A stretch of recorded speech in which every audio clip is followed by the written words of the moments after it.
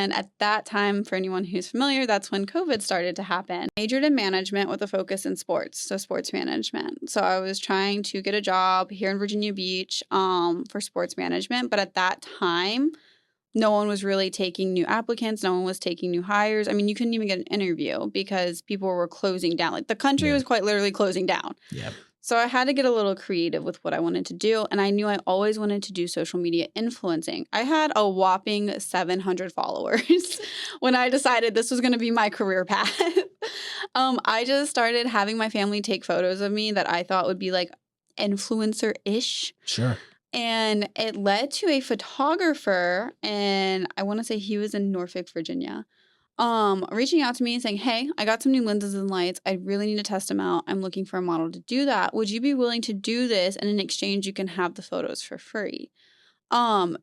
Growing up, we did not really have finances for photographers for like senior photos or anything like that. And I always wanted to do like a photo shoot. So I was like, oh my God, this is an awesome opportunity. Yeah. Absolutely. Except hold on, this could be a serial killer, right? We've all seen that happen. Unfortunately, we've heard those stories. So I told him, I expressed my concerns in a less direct way. And he was like, okay, absolutely. Like you can pick the location, you can pick the time, and you can bring somebody with you. And I was like, perfect. Well, I'm going to do somewhere very public. Let's do downtown Norfolk, where the mall is. Yeah. Let's do broad daylight and I will bring a friend. I did. He was great. Through that opportunity, I got connected with another individual who owned a production company in Virginia Beach. It was Lively Productions at the time. Okay. He has now since relocated to Alaska. But he reached out to me, asked if I would do a backpacking commercial for him. I was like, absolutely. That sounds cool. He's like, okay, awesome. We're going to meet in the middle of the woods. I'm like, I could die. Yeah. He could unalive me.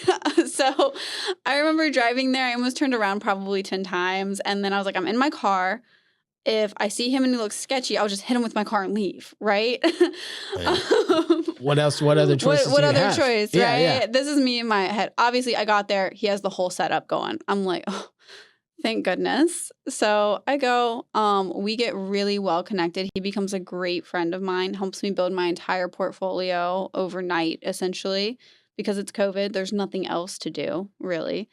And I started working with a bunch of photographers, and I told him, I was like, hey, I really think I could compose equal or better images than what I'm seeing that's out there. Yeah. And he was like, absolutely, you could. He helped me pick out my first camera.